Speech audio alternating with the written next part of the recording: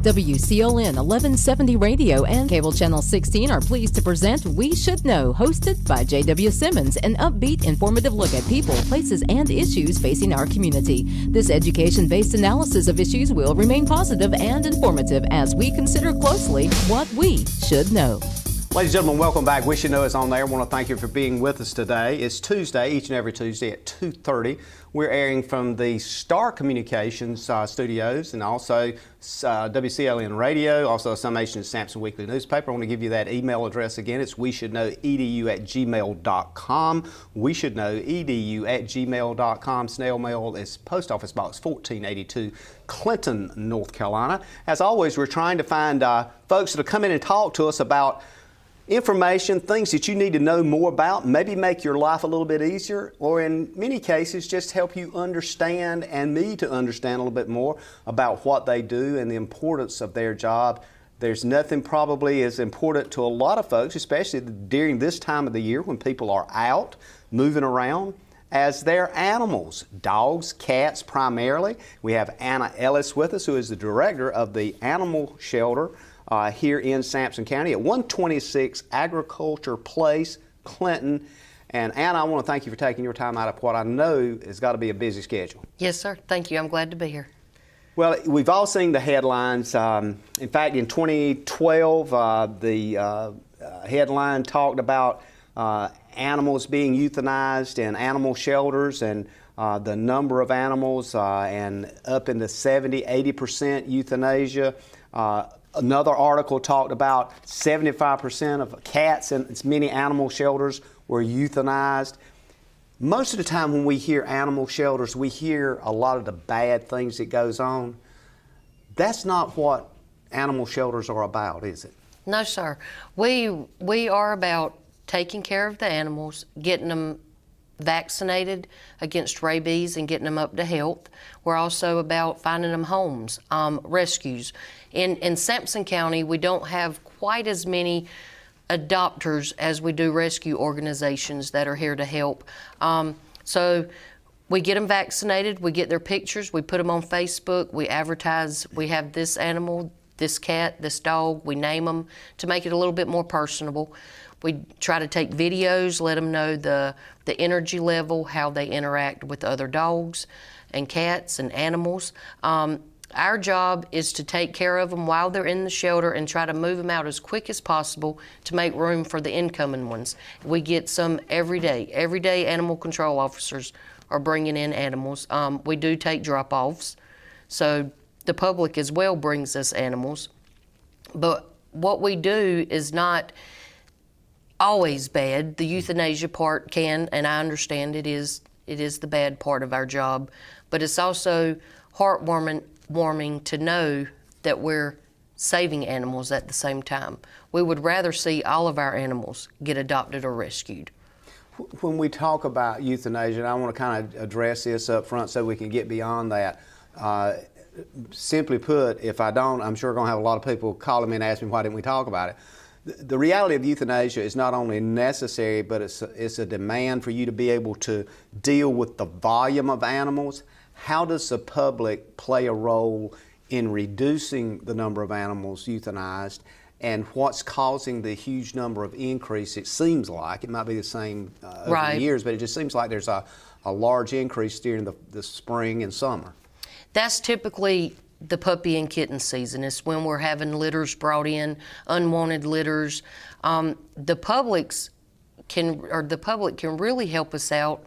Spay and neutering is the #1 thing that can decrease the euthanasia rate. Spay and neutering all animals, because we do require all animals that leave the shelter to be spay and neutered, and that just prevents us from getting the unwanted litters the following summer or the following spring.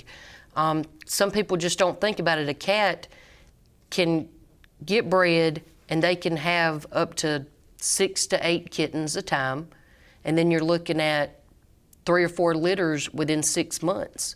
So you're thinking 4 times 6, 24 kittens that need a home, and a lot of people just don't look at it that way. They look at it as, well, I'm just going to feed the stray dogs, or I'm going to feed the stray cats. But the main problem is the breeding. The spay and neuter is a big thing that the public needs to help play a part in. And we've all seen in the news media over the months and years where there were these homes where folks were discovered having 50, 60 large numbers of animals, sometimes cats, sometimes dogs, and it's really a horrendous kind of situation. What are people thinking that are doing that? Is the intention good but the outcome bad, or that they just don't really understand how to deal with animal population? My opinion is they're thinking at the beginning that they're doing good. Well, let me save this cat, let me save this dog, but then they dig a hole that they just can't get out of. Well, I'm going to do this, I'm going to do that, and then they just keep bringing more in and more in, and then they get overwhelmed, and you think about having 80, numerous dogs or cats in one house, having to take care of them, and it is difficult. And I think their heart's in the right place. They just get overwhelmed, and maybe they're afraid to ask for help or think they're going to get in trouble. But they can always drop them off at the animal shelter. Is there a certain psychosis involved in that you're building your own Noah's Ark, so to speak, or what? I think a lot of animal lovers just have this mentality, well, if we take them to the animal shelter, they're going to euthanize them. And so I'm just going to keep them in my house. And then they just keep on bringing them in, and they just gets overwhelmed. And in the past, animal shelters, I think, have come a long way as far as euthanasia rates and as far as our success in finding homes for the animals. And so I understand their worries. I understand that, but at the same time, like I said, we've come a long, long ways. Not just Sampson County, but other surrounding counties from what it used to be. One of the things that always strikes me is we usually think of animal shelters as being a place where you take a dog or a cat, but the range of the word pet now has changed dramatically. There was a recent article, I'm trying to think, maybe it was the Wilmington newspaper, that talked about a gentleman that was actually charged with a crime for abandoning his goldfish. To most folks, that's really a kind of a bizarre thing to charge somebody for leaving their goldfish in his apartment. Well, unfortunately, Sampson County right now is just for cats and dogs. We do have wildlife that can help with certain things, but the shelter right now is just capable of holding cats and dogs. Do you have to draw the line there? I mean, would you end up with exotic animals if you didn't? If you said, well, we're here for any kind of animal, do you suspect there would be other things? I think there would be people that would bring stuff in, but we're just not capable of housing them right now. It's just dogs and cats. Explain to us how the animal shelter is structured in county government, because some folks may be thinking that the animal shelter and the animal officers, Sergeant Byrd and others, are in the same structure, but it's kind of two different things. It's two different departments. The animal control officers are actually up under the sheriff's department. Mm-hmm. They're sworn deputies, which protects them when they're going to these calls.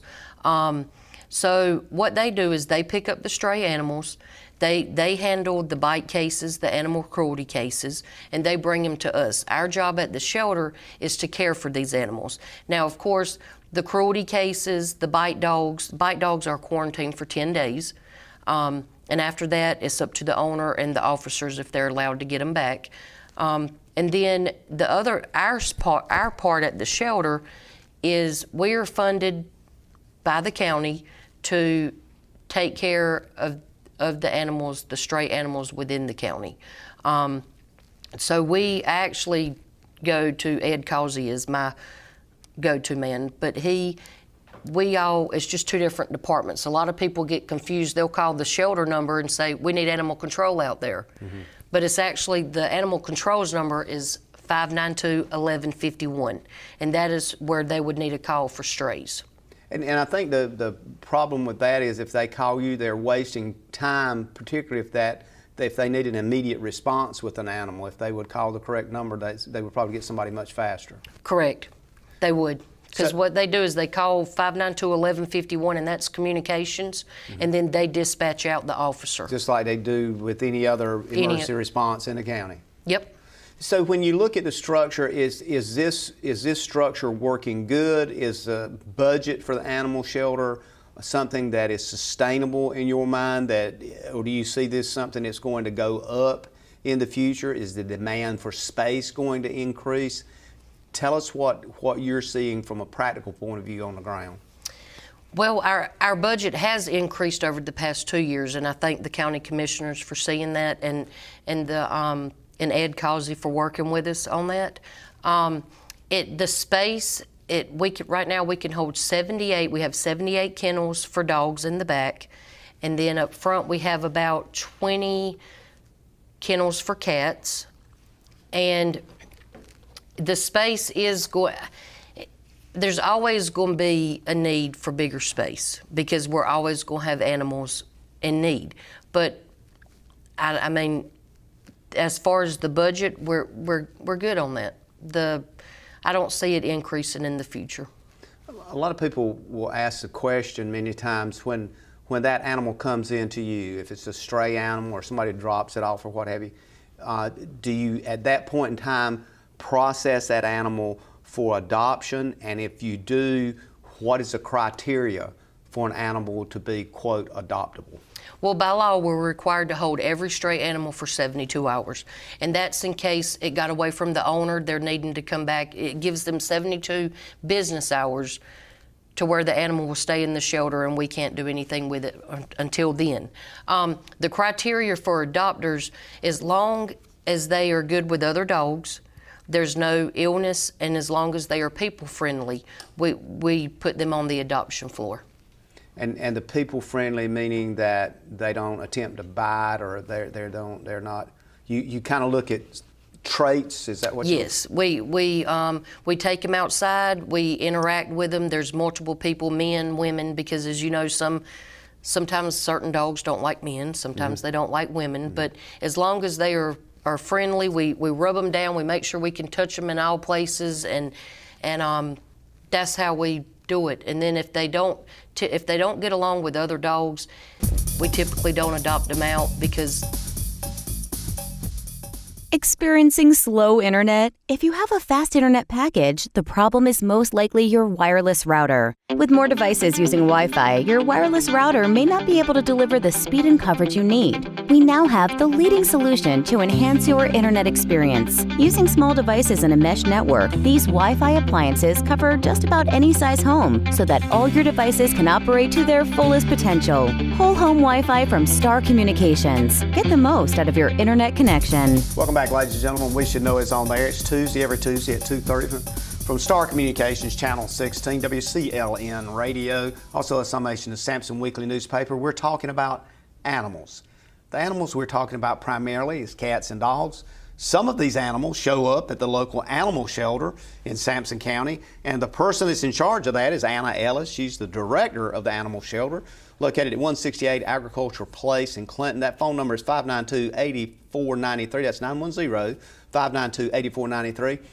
And I told you off air that I was going to try to mention that so folks, number one, would know where it was located, and number two, have your phone number so they could call if they have a question from this show. So we've been talking a lot about some of the kinds of things that we've seen in the media, and it changes the perception a lot of people when we see these animal attacks where folks are injured, or where the guy in Cumberland County had some fingers missing as a result of a dog that got loose.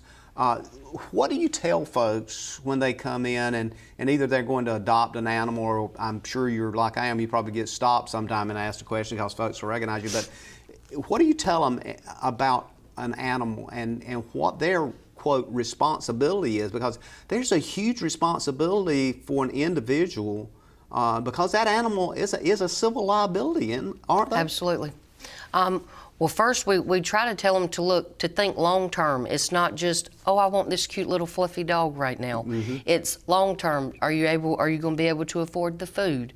If the animal gets sick, are you going to be able to take it to the vet? When you go on vacation, you have to think about all these things. And typically we say it is your responsibility. You have to make sure and understand that you are responsible for this animal. It's your responsibility to keep it on your property. There is an ordinance in the county where a dog cannot run loose. So it does have to be stay on your property. You need to think about how you're going to house it. Is it going to stay inside? Is it going to stay outside? You need to think about, if it stays outside, the proper housing. Is it going to be tied up, or is it going to be in a fence? Now, typically, if you are going to tether them, it cannot be on a chain. It's got to be an actual tether. And it's got to be able to move and be able to have access to the food and water. What's the difference in a chain and a tether? The tether is more like a rope. It's not an actual chain. So it gives more. Yes. Okay. But then at the same time, if you say you're going to tie them up, you need to think about it. Well, is that the life that I would like my animal to live, to be tied up 24 hours a day? Because when you do tie them up and they are, and they're in that little circumference of as far as they're able to go, that becomes their home, and they're going to be very, very protective of that. They need to be able to do exercise. They need to be able to interact with other animals and or people, and that just helps keep their personality. If you think about tying up a dog and just leaving it there and just going out there once a day to feed it, there's no interaction with people. And so if that dog was to ever come off of the chain and see an unknown person, it's more than likely going to protect its property. So you have to think about the long term. You want to get their rabies shots every year. That's required by law. That's a biggie. You need to get rabies shots, especially with the wild animals that we have. Mm-hmm. You need to think about heartworm preventative. You need to think about, if you adopt one that's heartworm positive, the treatment, how much it's going to cost you. We educate people on that. We test all of our dogs to see if they're heartworm positive or negative, and we tell the adopter, okay, this one is positive. Now you need to come up with a veterinary plan on how much it's going to cost you to fix that or to take care of that. So the obvious question from this is, when that person looks at you and says, yeah, I understand what you're saying, and do they get to load the dog up then and game over on that person, or is there some way to follow up to see what's happening with that animal? I'm sure personnel and capability of time has a lot to do with that, but quite frankly, if they're not going to follow up on that unless you have some way of doing that, nobody ever knows. They could take the dog out, like as you said, put them on a chain, and in 6 months something happens and it might be a bite situation. Right. We do follow up and the number one thing we follow up on is spay and neutering. We want to make sure that they did go to their vet appointment, because like I said, that's a big thing. Mm-hmm. And we'll follow up and make sure the adopters are going good, the adoption's going good. And the other thing I was going to mention a while ago is people with children, we ask that they bring them with them to the shelter so that we can do an interaction, a meet and greet, to make sure that the staff feels comfortable letting that dog go with the owner. One article some time ago I read that folks needed to remember that a dog, an animal like that, whether it's a dog or a cat, is always at the core still going to be, to some degree, a wild animal. They're not going to be at the level of thinking skill of an 18-year-old or a 25-year-old or a 50-year-old person. They're still an animal. So they could revert at any time if... Correct. And somebody could get bit. So why don't we, as folks that are animal lovers, that like dogs or cats, why don't we understand that, and we all of a sudden see children, and of course the case example is Johnson County recently, where supposedly, according to the news article, again, I'm sure there's a lot more information there, but the door opened and several pit bulldogs ran into the house, attacked, and I mean physically injured this child that's, I guess, still kind of in a healthcare situation. Oh yeah. I mean, they just... there's always that saying, well, it's not going to happen to me. Yeah. You have to be mindful in the back of your head. Yes, this is my animal, but it can be provoked. There are some cases where it's unprovoked bites, and that's just really, really aggressive animals. Mm-hmm. But then at the same time, there's provoked bites. And if you have children that go up there and tug on their ears, or while they're eating, someone goes and tries to grab their food. Sure, you just don't do that. You don't do that. You know, I raised my daughter that says if a dog's eaten or an animal's eaten, you leave them be. You have to be educated, and you have to educate your children as well. You know, like the pit bull situation, I don't think that would have been a provoked bite, so I can't really comment on that. But a lot what I see are provoked bites, and it's just, we had a bite dog in the shelter where a lady had just went up while it was tied to a chain. Well, she didn't know that dog. You know, I mean, you just have to be mindful. And a lot of times the public, just because you see a dog doesn't mean, oh, let me go pet this dog. I mean, there's a way to interact, there's a way to introduce yourself to the animal so that they don't feel threatened by you, because they will bite in a threatening situation. Do you think folks that live in the country versus in towns or cities, they have animals and they control those animals differently, town versus country? Yes, I've seen that, because, you know, in the city, I think in the city are the ones that have the backyard fences or the fenced-in backyards. In the country, they typically just let them loose. You know, well, I have 3 or 4 acres, so I'm just going to let them run. And I understand that, and I've had people comment, well, you know, when I'm in the country, I've got like 5 acres, so I just let mine run loose. I mean, they just come back, but there's always that chance of them going off of your property. One, I mean, they could be hit by a car. I mean, that's a big thing. Or they could go on someone else's property and damage something, or bite someone, or attack their other animal. Yep. And those are real things that you think about, I'm sure, as folks show up, and as you said, they see the cute, fuzzy little dog that in 3 or 4 years is going to weigh 50 pounds or 60 pounds. They don't, that's right. They just don't think, I don't think a lot of people think long term, and that's a big thing. I mean, we've seen several older senior dogs be dropped off at the animal shelter, and they'll just say, it's old, I don't want it anymore. And they don't want to be the ones to euthanize the dog. Right, and or we they're take sick, it in. Maybe, you know. Yeah, and we take it in, and as long as the health assessment and everything of it, we try to find it a good home. But it's amazing. It's kind of hard. I mean, it hurts us when we see them bring in senior dogs, because I'm thinking, how could you have lived with this animal for 10 years and it's old, and so, well, I'm just going to go take it to the animal shelter. You just kind of hit the reason why, one of the reasons I don't have dogs around is because you get so attached to them. Then when they reach that point, you know, it's just really almost like an adult, you know, somewhere, and you got to move the dog. The dog's got to, and it gets crazy. So it's just not, for me, it's just not practical. So when you look at the dogs, what's the main kind of, do you have one specific breed you see more of? Are they all what is referred to as Sooners, or a little bit of everything? Or is there just certain kinds of dogs that comes to the animal shelter? Well, I'm going to be honest, the pit bulls are typically what we see most often brought in, and I think that reverts back to breeding and not spay and neutering. We have labs come in, we have hounds, we do have a lot of hounds. Typically after hunting season is when hounds get brought in. They may not hunt, so the owners will bring them to us, or they could have got loose on a hunt and then we get them picked up. Very rarely do we see a full-blooded dog in, but there are times that we do have full-blooded dogs. We've seen German Shepherds, Rottweilers. So, I mean, it's a wide range, but then you do get your typical Sooner, which to me, they're the best dogs. They've kind of become part of everything in the environment. So they're adaptable and adoptable.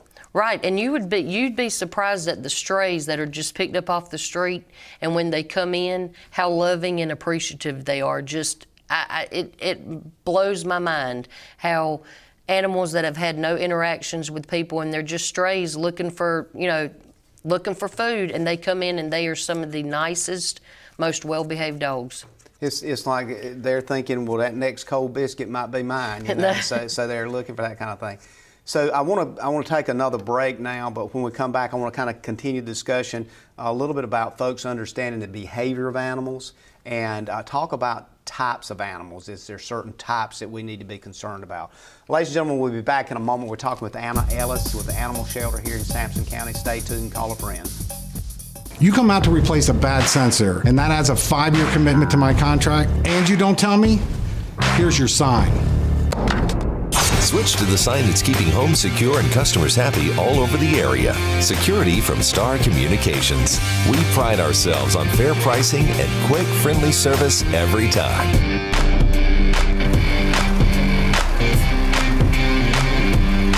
Somebody trying to break into this place? Security from Star Communications. Ladies and gentlemen, welcome back. Wish You Know's on the air. We're coming up on our third segment here. We're talking about animals, cats, dogs, and probably some other kinds of animals, but primarily those two are the two that the animal shelter here finds themselves involved with. Anna Ellis is director of the animal shelter in Sampson County. That address is 168 Agriculture Place in Clinton, North Carolina, 592-8493. That's area code 910. A couple of events we want to remind you of. May 31st at Burke's Outlet in Clinton is hosting a pet community event. They will be collecting items for the animal shelter. Any donations that animals may need can be dropped off at Burke's Outlet on the 31st. Also, the 22nd at Tram Road Animal Hospital Veterinary Clinic. There will be a rabies clinic held on that day, which is a last of a series of events they've been doing there. So remember those 2 days. It's also at Veterinary Medical Clinic as well. And at the Veterinary Medical Clinic. And so that's 2 locations on the 22nd. If you're driving and you happen to hear this, you want to call 592-8493 and they can give you the specific dates and so forth this is happening and what you can expect if there's a charge involved and that kind of thing. So correct. That would be important. Anna, again, thank you for being here. There's a lot going on with animals. There's a thing called surrendering animals. It has a life, as we all know, our situations in our life change due to illness. Maybe somebody's moving and that kind of thing. So folks can feel comfortable if they take their animal to the animal shelter, if this is a treasured pet or what have you. And I'm sure you're like me, I've seen some really nice animals that I knew were house pets that's been left side of the road. And it always amazes me, and some of these animals they look to be full-blooded or registered animals. But yet they're wandering up and down the road. How do you get people in the idea that they can surrender that animal to you without any penalty? Right, they certainly can. We are open Monday through Thursday, 1 p.m. to 5 p.m. for drop-offs. We do ask that if you are surrendering your animal to bring in any vet records that you may have and to give us a little history on them. We have a form that the owner fills out that lets us know if they like children, if they like to play, if they are house trained, and that can help us place the animal once they leave. There's no charge. All you need to do, it is state law that you bring your ID. We have to record your ID information. And then we fill out the form and that's it. There's no penalty for you. We understand that there are changes, life changes that happen. So we're there to take any unwanted animals. Why wouldn't somebody do that rather than just finding a long stretch of road with no houses on it and putting the dogs out? I mean, why would they not do that? Because it would seem to me it would be a lot easier. It is a lot easier, and honestly, I don't know why they wouldn't. Like you said, we do see a lot of strays running up and down the road that's just been put out, and I don't understand it, because at the animal shelter, at least they're going to be inside, taken care of, and going to get their food every day. And the potential for adoption is even great at that. Oh, absolutely. When a dog is left like that, even if it's one of those areas that are lost and found animals, where somebody finds one of those animals, as you said, running up and down the road, and maybe the owner didn't take them, but they say, well, look, I'm going to carry them to the animal shelter because they don't need to be running up and down the road. When you get that dog in, is the process they go through, do they get vaccinated? Do they get rabies shots. You indicated they're checked for heartworms. What else happens to them? Well, first we scan them for a microchip. We scan every animal that comes in with it for a microchip, and that's just to make sure that they aren't lost. And if they are, we follow that microchip. We trace it back to the owner. We'll call them. If any come in with a collar, you know, sometimes we'll get hounds that'll be running, and they'll have the owner names on them. We'll call them and say, hey, you know, animal control has picked your dog up, and typically they'll come down there and get them. As far as once they come in the shelter, we evaluate them. We have a vet tech on staff that evaluates them. We'll give them all their shots, which is the distemper parvo, the bordetella, which is kennel cough, and rabies. We worm them to get them rid of all parasites. We will also heartworm test them, and that's to let us know if they're positive or negative. Now, we don't treat for heartworms in the shelter. It can be a very expensive treatment, but typically we have rescue organizations that will pull the heartworm treatment, you know, the heartworm positive dogs, because they're able to do fundraisers and they just have the funds to treat all of that. But once they're there, like I said, if they come in and their hair's matted or anything like that, we'll bathe them and shave them down, and the vet tech looks over them, cuts their toenails, cleans their ears. So we do a full evaluation on them. Yes, sir. And I'm just listening to what you're saying. If a person took an animal to an animal vet or to an organization that does that, that could be pretty expensive. By the time everything I heard, you know, could be easily several $100s. Oh, sure. And now our adoption fees, I wanted to tell that. Yeah, that was my next question. Yep. Female dogs are $105. That includes everything I've just mentioned, plus getting them spayed. Male dogs are $80. Male cats are $60, and female cats are $90. All of that includes the shots and the rabies and the worming, and then getting them spayed and neutered. And so it's not a bad price at all. Yeah, it's all packaged. So I noticed some time back, not in Sampson County, but a county nearby, they had a big day where they were giving away the dogs. You didn't have to pay a fee. And there's a huge celebration because they had moved several hundred dogs and so forth. And all that sounded good. Is the downside of that those dogs may be seen coming back in at some point in time? They didn't never talk about that. So. Right. There is a downside. You know, you do think about that. And we are hoping to be able to do that event this year. It's called Cleared the Shelter. It happens every year in August. The animals would all be spayed and neutered at the beginning, and then we would be adopting them out. But like you said, there is a downside because there's no fee. You know, easy to get. Just pick the dog up and leave. Right. But you still talk with whoever's getting the dog and talk about background, talk about what they need to know, talk about the cost of keeping the dog fed and watered and, and the time thing. So at least they get that involved rather than just somebody saying, hey, I'm leaving, you want my dog, and they end up with a dog and they're going, this is not a good situation. Yep, that's right. So I want to kind of make sure I cover as much of this stuff as I can, but the big thing I wanted to really drill in on today and for you to talk about is the responsibility of pet ownership, and it's more than just the food, it's more than just the time.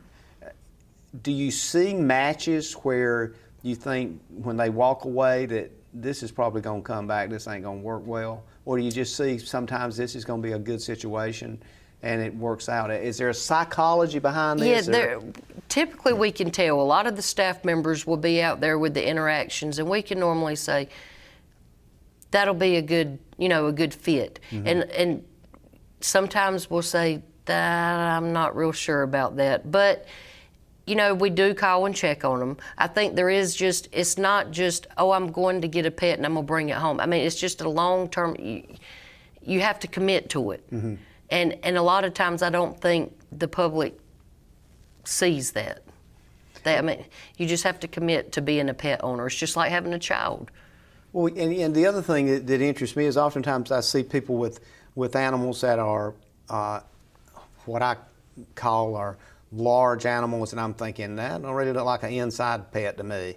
You know, the little small dogs seem to be. But But does big animals adapt well to the inside of a home versus small animals? I mean, what's the psychology, or is there any kind of psychology behind it? Yeah, I mean, I think they do adapt. It's just going to take time. You can't just take an animal and just put it in a home and say, okay, now this is how you're going to be. I think it's going to take time from the owner to help the animal adapt, you know, to interact with, this is your new home, the do's and don'ts. And you kind of have to, you can't just put them in there and expect them to do what you want them to do. So there is a psychology, I believe, in it. And it just helps the animal. It'll make the transition better on the animal if you're patient with them and understand that they may not be potty trained when they first leave the shelter. That's another thing you have to think about. You know, if you're going to take it inside, you have to commit to the potty training. You just have to commit to everything when you come. It seems as though over the past years, there's a social psychology that has changed about what dogs are and what cats are. It's just an observation on my part. It seems to be, although there's been house pets for years and decades, but now it's almost like these animals have become short, little four-legged human beings. Is that just me or perception on my part, or has it really changed to that? It's really changing, and you got a lot of the animal advocates out there that are pushing for harsher laws for animals, for animal cruelty cases. You know, there are some that want to make it where you can't tether an animal at all. And those animal advocates, their heart's in the right place, but like you said, on my side, there are times that I see an animal is put kind of above, you know, children, or people. You know, you think about all the children in foster homes right now, and then you look at the animals, and you've got people they're being their voice. So there is, over the years, it has gotten where animals are basically people, in a lot of opinions of people. And I asked that question as a result of an article I read where a gentleman had made a statement that the animal had passed away, and it was equal to his mother passing, and it was a family member. And I'm thinking, I missed something in that, and so I tried to figure out what was going on. We're going to take another break and come back and kind of do a wrap up of a lot of things we talked about, and restate some things we think people need to know about. Ladies and gentlemen, stay tuned. We're going to be back in a moment. Call a friend. We're talking with Anna Ellis, director of the animal shelter here in Sampson County. Want to make sure you have that number. It's 592-8493. We'll mention that again before we go to closure today. We're coming up on our last segment, so we'd like to make sure we cover as much as we can. And I look forward to hearing from you on email. Thank you very much. To get the most out of your electronic devices, you need a strong internet connection and a protected home Wi-Fi network. You need high-speed internet from Star. Star has the fastest, most affordable high-speed internet service available for all your devices. We have no long-term contracts or high-pressure sales. Our service speaks for itself, and switching is hassle-free. We take care of everything with free installation from a local company. High-speed internet from Star. Internet at the speed of life. Welcome back, ladies and gentlemen. We're talking about dogs today. We're talking about cats. We're talking about animals. We're talking to Anna Ellis, the animal shelter director in Sampson County, 168 Agriculture Place in Clinton, North Carolina, 910-592-8493. Anna, we've talked about a lot of stuff. We've probably missed a lot of stuff as well, because it seems that we never get it all. One of the things I know that probably you want to talk about is that idea of assistance. If somebody wants to volunteer and go out there and help you a little bit, certainly you're not going to turn that down. Let's talk about volunteering and what that means. And do you have people that's volunteering now to help? Sure, we do have a couple of volunteers that come. The only thing we ask is that you are 16 years of age or older. And we do accept volunteers Monday through Friday. We have some forms you need to fill out. And there's different ways to volunteer. You know, we have some that come in the shelter to help clean. We have some that come to just transport animals that may need to get from this location to another for a rescue organization. We've got some people that bring us newspaper every week. They never step foot in the shelter, but they're still volunteering because they're giving us something that we use at the shelter. We have some people that come and drop off dog food. So any way that you can help, we do have people that come in and give us monetary donations. So it's not just about physically coming out there and helping. Now, we do have a lady that comes twice a week to walk the dogs for us. She'll come out there and walk them. She'll stay for about 2 hours, and all she does is walk the dogs, which is a good exercise for them. And her too, probably. Oh, yeah. And we do take, like I said, donations. It can be dog food, cat litter, newspapers, puppy pads, any toys, anything that you could think of that an animal may need, we will certainly accept at the animal shelter. So tell us about the newspaper. Obviously, the animal's not going to read a newspaper, so yeah, I've got an idea of what you're going to use. We use it for cleaning. Yes, sir. Okay. We line the cages. That's how we line the cages in the cat room and the puppy rooms, and then we also use puppy pads up front. But for the feral cat room, we use newspapers. It's just easier to clean. Is there a need for more newspapers? I mean, should we tell folks if they got old newspapers to just stack them up in a box and take them out? Can they carry them at any time and set at the door at the animal shelter? Yes, we'll take, and the staff will help them. We can, yes, sure. We need newspaper all the time. Because sometimes, you end up with people maybe have 10 or 12 newspapers. They were going to keep an article or something, and then they discover, oh, I've got a whole box. Or they could just start packing them up for you, right? That's right. They could just pack them up and bring them down there, and we'll take them. And that would take care of, and plus it would give utility to an item that usually ends up in the trash or in the burn pile. That's true. Okay.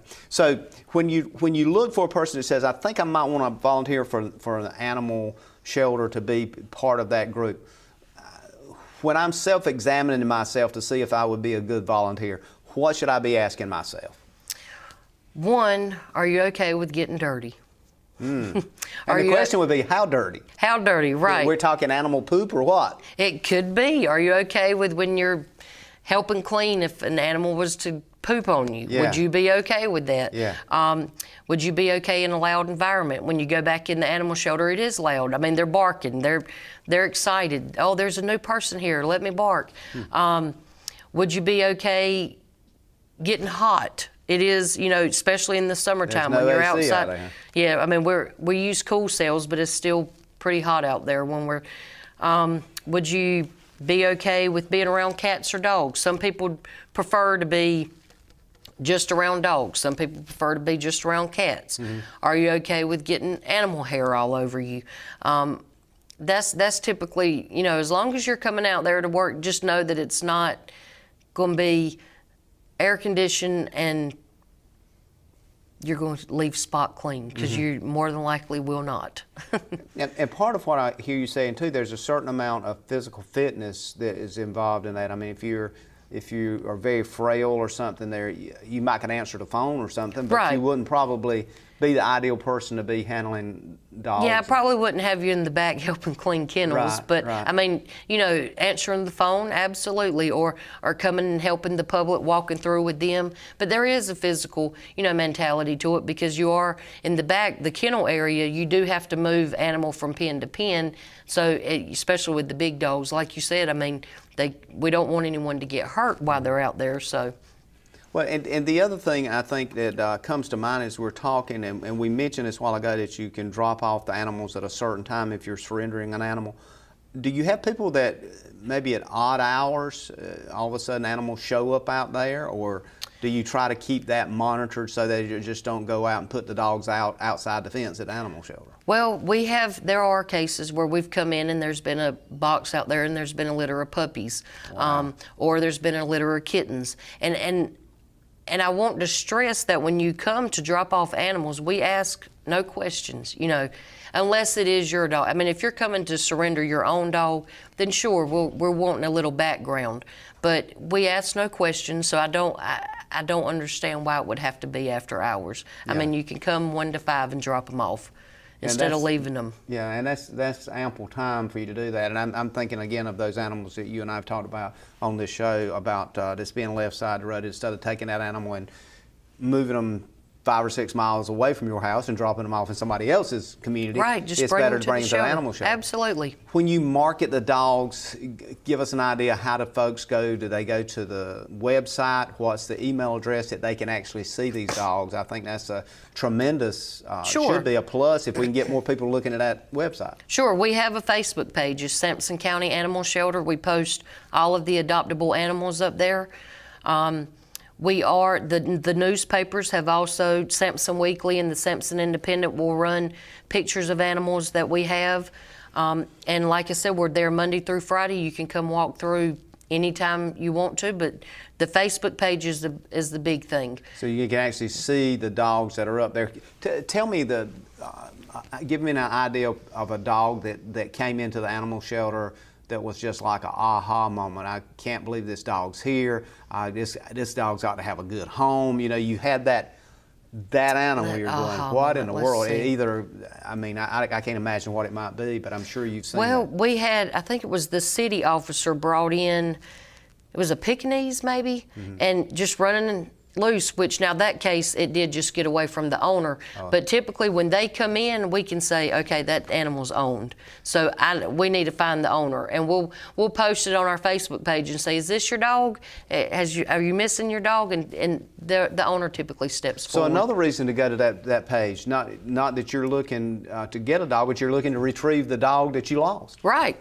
Right, and they don't. And you know, there's been so many people that'll come and they'll call or they'll stop by and they'll say, "I didn't think about checking the animal shelter. I didn't think about coming to see if my dog was here." And I'm like, "Why not? I mean, this is where they're going to be." So, are we really saying to folks today then that the first stop place, the first step you take should be the animal shelter? It should be. In Absolutely. both surrendering or looking. Yes. And that effort within itself could cut down on a lot of animals that's left outside and just going to the bad. Absolutely. Talk to us a bit about how you deal with dogs that have been part of what has been referred to in the county as stray packs of dogs, where there's like 5 or 6 or more that just run through neighborhoods as stray packs of dogs. When they come in, are they literally moving more back to their wild nature and you just have trouble with it, or does the containment and re-nurturing help them get back, or what? It helps them get back. As long as we're doing, the people interaction, it helps a lot because, like I said, every animal in the shelter is touched daily by a staff member. So it helps when you have that people interaction. And yes, it's a pack mentality, but once they're separated, it's different because they're having to be in separate pens. I mean, we don't house them all together. So once you separate them, it cuts back on that wild mentality. We got about 2 minutes before we go to closure here. I want to just toss this out to you. What would you say would be a couple of the biggest challenges you have right now as the director of the animal shelter in a rural county in eastern North Carolina? The number of animals that we get is the big challenge. It's also the big challenge of finding homes in a rural county because like I said, a lot of adopters are not within our county. I mean, people in Sampson County already have dogs. So we have to, look outside the box and work with rescue organizations. And the other biggest challenge is just educating owners on the spay and neuter and rabies awareness because that is a big thing. And just the perception. There's a challenge right now as the animal shelter director, the perception that animal shelter is bad or just going to euthanize animals. That's not what we do. Our heart and souls are in that, with myself and the staff, and we do our very, very best. And if you look at it from your perspective, you would say to folks it's not only volunteering, but if they're you've got to be an animal person, it seems to me, to do that job or even be close to that job. You can't, absolutely. You can't be just a statistician thinking, well, I'm going to go and sit in an office for 8 to 10 hours. You've talked about the kind of environment that's involved. Your heart has to be in it. I mean, it is something that, and yes, there are people that burn out on it because our heart does get involved in it. But you have to have that mentality that I'm doing good. I'm finding homes for these unwanted animals. And very quickly, again, I want to cover this before we actually have to close today. Going on, it was actually through the 31st of May at Burke's Outlet is a community pet event. That's where you take donations. The rabies clinic is at 2 locations, the 22nd Tram Road Animal Hospital and the Veterinary Medical Clinic here in Clinton. So we encourage you to remember those days. I want to give out your number again. That's Anna Ellis, Animal Shelter Director, and that's 168 Agricultural Place, Clinton, North Carolina. And the phone number is 910-592-8493. Again, I want to take a particular time here to thank you for what you've done, what you continue to do. We got to have special people doing these special kind of jobs in the county, and I think I would probably say on behalf of the county manager, Ed Causey, he appreciates that as well. So thank you for being here. Thank you. Ladies and gentlemen, another show, another subject next week, 2:30 each and every week, coming to you, Star Communications Channel 6, WCLN Radio, summation of Sampson Weekly newspaper. And as always, may God bless. Thank you for tuning in to this week's episode of We Should Know with host J.W. Simmons. If you have a question, comment, or suggestion regarding this or any episode, please send your emails to weshouldknowedu@gmail.com. And remember to tune in every Tuesday at 2:30 for another informative episode of We Should Know.